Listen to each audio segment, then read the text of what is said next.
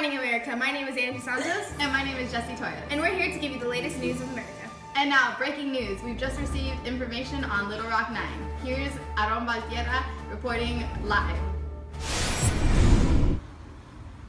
Thanks, Jesse.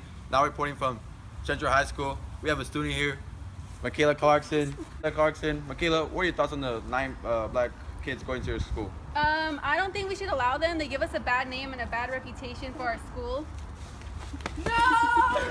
There has been many sit-ins recently. Here's Jessie Torres live at one of them in Texas.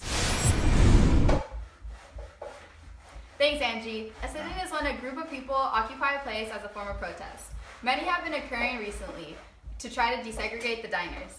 Here I am in one in Texas right now. Get out of here, black.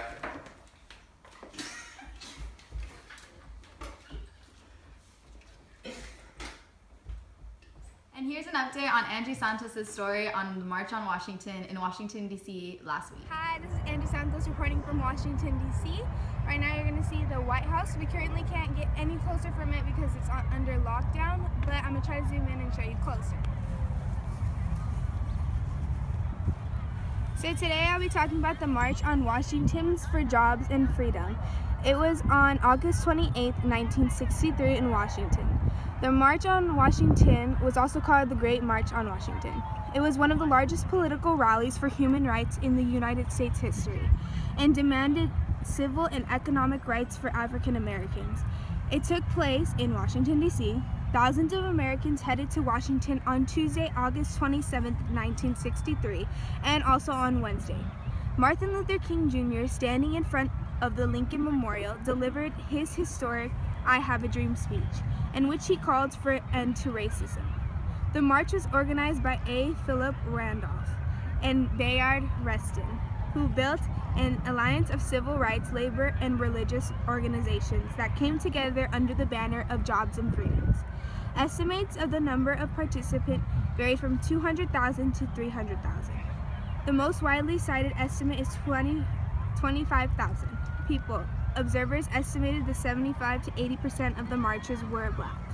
The march is credited with helping to pass the Civil Rights Act in 1964 and preceded the Selma Voting Rights Movement, which led to the passage of the Voting Rights Act of 1965. Although African Americans had been legally freed from slavery, elevated to the status of citizens, and the men given full voting rights at the end of the American Civil War, many continued to face economic and political repression. A system of legal discrimination known as Jim Crow laws were provided in the American South, ensuring that black Americans remained second-class citizens. They experienced discrimination from businesses and governments, and in some places were prevented from voting through intimidation and violence. 21 states prohibited interracial marriage. The impetus for March on Washington developed over a long period of time, and earlier efforts to organize such a demonstration included the March on Washington movement of the 1940s.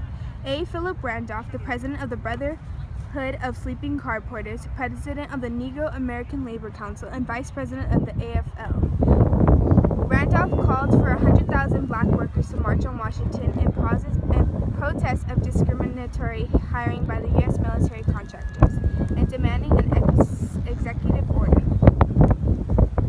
The 1963 march was an important part of the rapidly expanding civil rights movement, which involved demonstrations and nonviolent direct actions across the United States.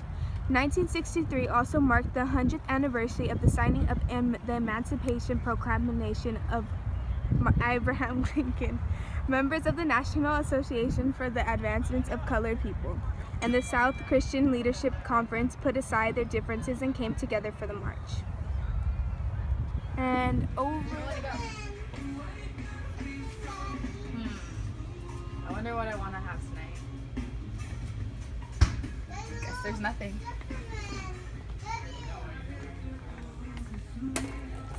Oh, what is that?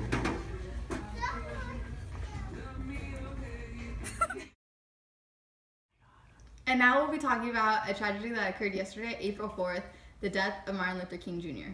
Now here's Leo de Anda in Memphis, Tennessee, of the place of his death. We're here reporting live from Memphis, Tennessee, where Martin Luther King was killed last night. Here's Martin Luther King. He's dead.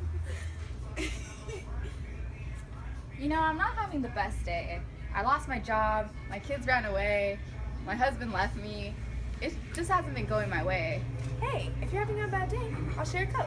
Thank you, that'll make things better.